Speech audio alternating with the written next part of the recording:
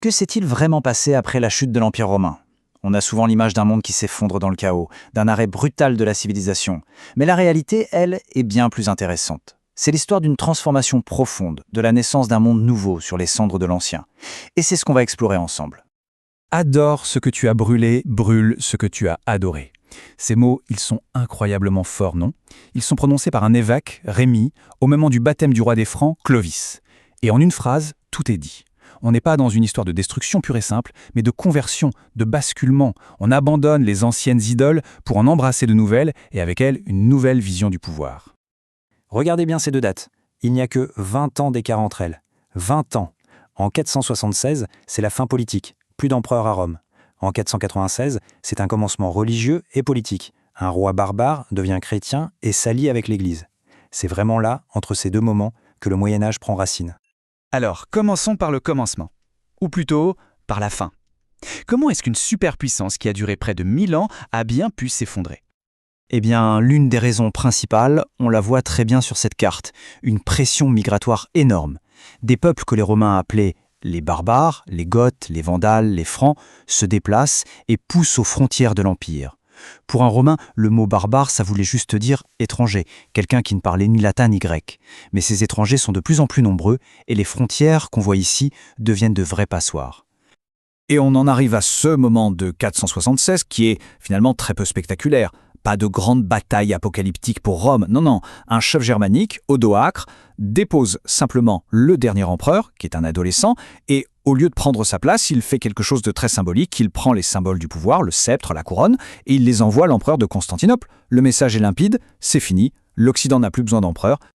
Mais attention, la fin de l'Empire ne veut pas dire le chaos total, loin de là. Un nouvel ordre politique va naître, un ordre basé sur une fascinante fusion des cultures. Le mot qu'il faut retenir ici, c'est fusion. Ces nouveaux royaumes n'ont pas fait table rase du passé romain. Au contraire, ils ont gardé les lois romaines, l'administration, la langue. Ils ont mélangé leur propre culture, germanique, avec l'héritage romain. Le résultat, c'est des sociétés complètement hybrides. Ce n'est pas juste une conquête, c'est une intégration. Et le meilleur exemple de ça, c'est Clovis. Sa conversion au christianisme, c'est un vrai coup de génie politique. Pourquoi? Parce que la plupart des autres rois barbares de l'époque étaient chrétiens, certes, mais ariens, une branche du christianisme que l'Église de Rome considérait comme une hérésie. En choisissant le catholicisme de la population gallo-romaine, Clovis s'assure le soutien de l'élite la plus puissante, les évêques. Il unit la force militaire des Francs et le poids institutionnel de l'Église. Un coup de maître. Bon, maintenant, changeons complètement de décor. Pendant que l'Occident se réorganise, il se passe quelque chose de totalement différent à l'Est. Oui, parce qu'il ne faut pas l'oublier, l'Empire romain avait deux poumons. L'un s'est effondré. Mais que devient l'autre? Eh bien, l'Empire romain d'Orient, lui, non seulement il survit, mais il est plus prospère que jamais. Sa capitale, Constantinople, c'est la nouvelle Rome. Elle devient le centre économique, politique et culturel du monde méditerranéen. C'est ce qu'on appellera plus tard l'Empire byzantin. Et il y a un empereur qui incarne cette puissance, Justinien. Son ambition est immense, presque démesurée. Il veut reconquérir l'Occident et réunifier l'ancien empire romain. Il rêve de restaurer la grandeur passée. Et pour bien comprendre la puissance de Byzance, il suffit de regarder Sainte Sophie. C'est Justinien qui l'a fait construire. Ce n'est pas juste une église, c'est une déclaration de pouvoir. Avec son dôme gigantesque qui semble flotter dans les airs, elle crie au monde entier que le véritable cœur du christianisme et de l'Empire, maintenant, c'est Constantinople. Mais ce monde, partagé entre un Occident en pleine recomposition et un Orient byzantin triomphant, va être violemment percuté par de nouvelles forces qui vont redessiner la carte une fois de plus. Il faut bien mesurer la rapidité de l'expansion de l'islam. C'est fulgurant. En moins d'un siècle après la mort du prophète Mahomet, les armées arabo-musulmanes conquièrent un territoire immense, qui va de la Perse jusqu'à l'Espagne. L'Empire byzantin perd des provinces entières, parmi les plus riches, comme la Syrie et l'Égypte. Et en 732, cette avancée arrive au cœur du royaume des Francs. La bataille de Poitiers est un moment décisif. Charles Martel, le chef des Francs, stoppe net la progression musulmane vers le nord de l'Europe. Cette victoire va non seulement avoir un impact géopolitique énorme, mais elle va aussi asseoir le pouvoir de la famille de Charles Martel, les futurs Carolingiens.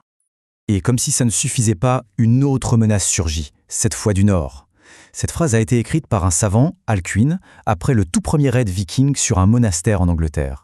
Elle traduit bien le choc, la terreur absolue que ces nouveaux guerriers venus de la mer vont inspirer partout en Europe. C'est dans ce contexte, un monde chrétien menacé au sud par l'expansion musulmane et au nord par les raids vikings, que va se jouer l'acte final de notre histoire. la renaissance spectaculaire d'un empire en Occident. Une seule date à retenir, 800. Ça fait plus de 300 ans qu'il n'y a plus d'empereur romain en Occident, 3 siècles. Et pourtant, l'idée, le rêve d'empire, n'est pas mort. Le point culminant de toute cette période, le jour de Noël, à Rome même, le pape couronne Charlemagne, le petit-fils de Charles Martel, empereur. Le symbole est d'une puissance inouïe. L'Empire romain d'Occident renaît officiellement de ses cendres. Mais attention, ce n'est pas une simple restauration. L'Empire de Charlemagne, c'est quelque chose de nouveau, une synthèse parfaite de tout ce qu'on a vu. Il y a l'héritage romain, bien sûr. Il y a la légitimité donnée par l'Église, qui est maintenant centrale. Et il y a la puissance militaire des Francs. C'est la fusion de ces 3 éléments qui donne naissance à ce qu'on appelle l'Europe médiévale. Ce qui nous amène à la question finale. L'héritage de Rome a-t-il vraiment disparu en 476 ? En fait, non. La chute de Rome n'était pas une fin, mais le début d'une longue et fascinante mutation. L'héritage romain n'a pas été effacé, il a été absorbé, adapté, transformé, pour finalement donner naissance à un monde entièrement nouveau.